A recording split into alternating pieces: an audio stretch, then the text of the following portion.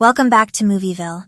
Before we get started, I would appreciate it if you would take a moment out of your day to subscribe to my channel, and please don't forget to like the video and leave your thoughts in the comment section down below. It really helps me out. I appreciate you. Here we meet boyfriend and girlfriend Maria and Kay. She asks him to taste test her new product she has created for her boss at her company Dita. They are creating a new flavor for one of their new chocolate bars called Hucklebuck. It's a miso jam flavor. She's a little nervous because it's focus group day at work, so she's hoping the taste testers love it. One of her co-workers, Chef Yudi, asks her to taste a chocolate bar she made with Maria's blend of ingredients. Maria asks if it has nuts. She is deathly allergic to nuts and doesn't have her EpiPen near her.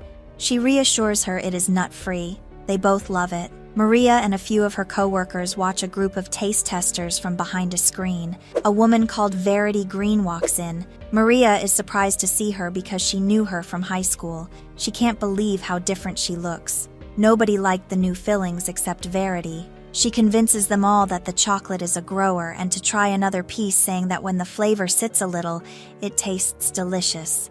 They all end up liking it. Later in the bathroom, Verity and Maria bump into each other. Verity asks Maria if she remembers her. She thought Maria was there for the taste testing focus group too, but is surprised when she hears that she is a research assistant there.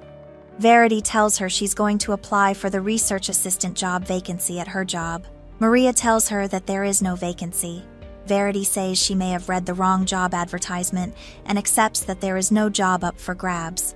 She makes a joke how she would love to have a lab job and asks if she remembered how geeky she was in school years ago and that she spent all her time in the computer room. She said she's surprised that she even remembered her because she was popular at school. They part ways. Maria goes back to her desk to see if Verity was correct about the new job position up for grabs.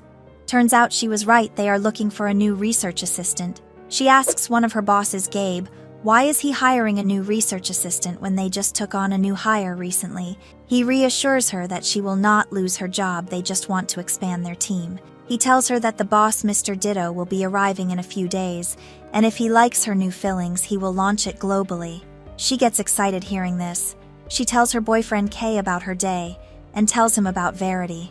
She says that she was a brain box in school, but was a very strange teenager, always scribbling weird diagrams about a computer she wanted to build. She seems a little bitchy here, honestly. Her boyfriend said she sounds like a really cool person. Maria says no, she isn't. She finds her social media and is scrolling her accounts. She tells him that there was a rumor in school that she played with her teacher's trouser snake with her hands, but then says she doesn't think it's true though, that teenagers are bitchy and love to make up stuff. Her boyfriend asks did she ever gossip about her and that she seems like an easy target. He kind of looks like he felt bad for teenage Verity. She joked that everyone talked about her, especially one girl called Natalie Kane. Natalie gave Verity the nickname Milkmaid after hearing that she milked the teacher's trouser snake. After that, everyone called her Milkmaid. She seems to know where Verity works now. Her boyfriend asks if she is stalking her. She says no, but she thinks it's strange how Verity works at a travel agency and now wants to work in the food industry. The next day, we see Verity being interviewed for the new research assistant job. Her resume looks very impressive. Maria sees this and is getting upset. She got the job. Maria asks her boss if he checked her background because she feels like her resume might not be true. He didn't check and says he's not going to because she seems overqualified, so basically he's going to give her a chance. Maria tells him she knows her from school and says she was a bit odd at school. Why the heck is Maria being so unnecessarily rude? He sticks up for Verity, saying that everyone is a little odd in their own way. To keep Maria happy, he agrees to make a few calls to her college and old employers. She offloads to her boyfriend again. He asks what her problem is with Verity, that it sounds like they have some sort of beef. The next day at work, her boss tells her he contacted Verity's old employers, and they all had nothing but good things to say about her. He tells her to teach Verity how to write up the ingredients list for each chocolate creation. The office is too loud, so Maria ends up emailing Verity the list of today's ingredients from the kitchen head chef. While working on her computer, she overhears her co-workers talking behind her about chicken. They all say they loved Barney's chicken. Maria says that the chicken chain was called Bernie's, not Barney's. They start contradicting each other. They are playfully making fun of Maria. She said she knows it was called Bernie's because her boyfriend used to work there and still wears the baseball cap. She said she sees the logo every single day, so she knows for a fact that it was called Bernie's. They end up looking it up on Google. It turns out Maria was wrong. She is shocked because she still feels like she is right. She goes home to check her boyfriend's baseball hat and is confused that it says Barney's. She tells her boyfriend to look and tells him that the name has changed. She feels like she's losing her mind. He insists that it has always said Barney's, that it has always been that way. He jokes that it might be the Mandela effect and that she may be misremembering. She walks off in confusion. She starts being mean about Verity again. Her boyfriend says she has to be nice and that she won't be a threat to her job.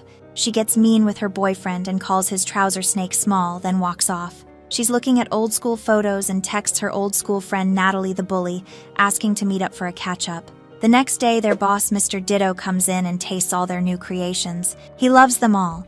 She tells him that they've tried a new seaweed flavor. The head chef looks concerned but says nothing.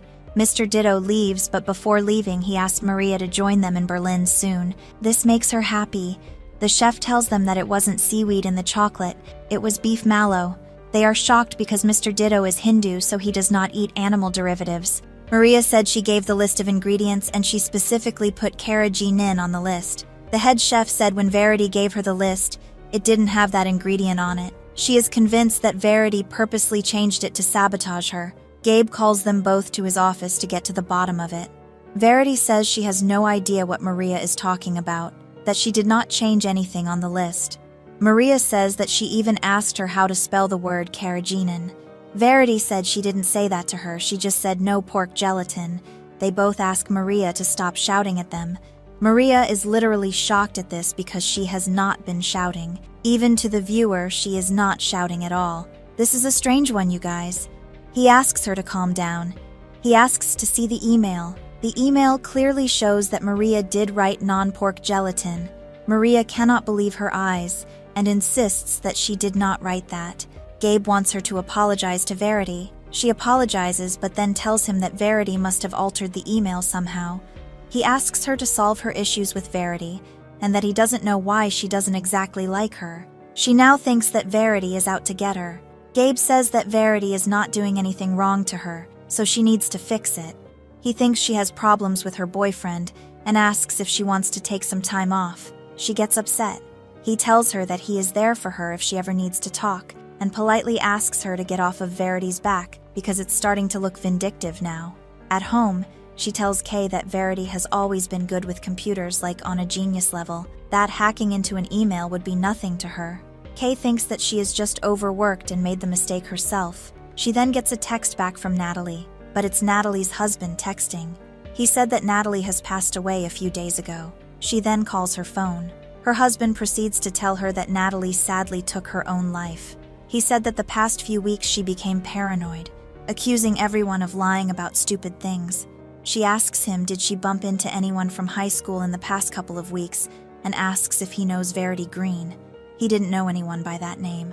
Kay is upset. He thinks she is becoming obsessed with blaming Verity for her friend's passing. The next day, Verity asks her if she has a problem with her. Things start to get a little heated. They talked about school. Verity says that kids were cruel to her and made up the whole incident with her and Mr. Kendrick. Maria said she never believed any of those rumors. She then says that throughout her high school years, Maria was the only person who was nice to her, didn't care about her crazy hair and said how clever she was, and she always looked out for her when kids were mean to her. She said after the rumors, the computer room closed and she felt so lost at school.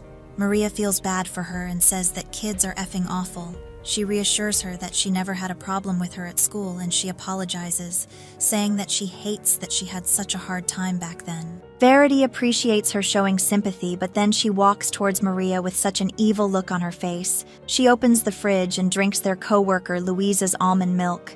Maria becomes teary-eyed because this missing milk has been an issue for a long time now. Louisa complains every day that her dairy-free milk keeps going missing. She knows this will be a problem in the office. She drops the milk and walks off. Maria is in complete shock at how quickly Verity's attitude has changed.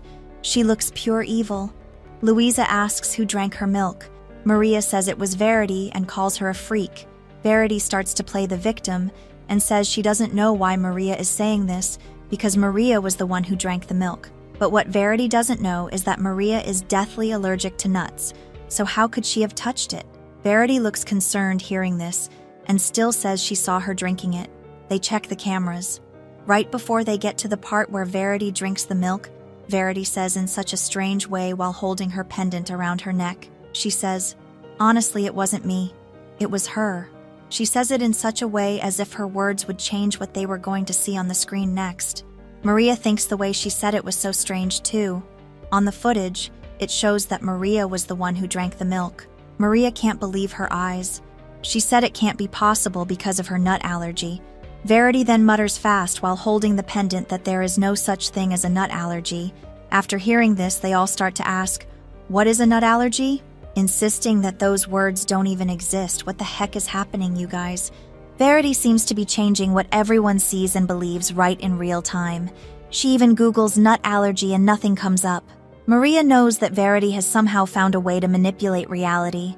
She sees her clutch at her pendant and is convinced that it has something to do with it. Maria gets fired. Gabe doesn't want to let her go, but he has to. Maria waits in her car till closing time and follows Verity to her home. She is shocked to see that she lives in a huge mansion. She's trying to get into the house. She breaks a window. The room she breaks into looks like the inside of a gigantic computer. There is music playing ridiculously loud. It makes it easier for her to sneak around the house. She's looking around the house for the pendant. She finally finds it. She hears Verity coming out of the shower, so she hides under the bed. Verity hears her. They both argue. Maria realizes that the necklace Verity wears isn't what gives her the power to change reality. It's just a tool. The real source of Verity's power is a quantum compiler hidden in her massive home. This machine lets Verity shift herself, and anyone she chooses, into a parallel universe where whatever she just claimed instantly becomes true. With an endless number of realities to choose from, she's been carefully selecting ones where only she and Maria remember that things are different. Using this ability,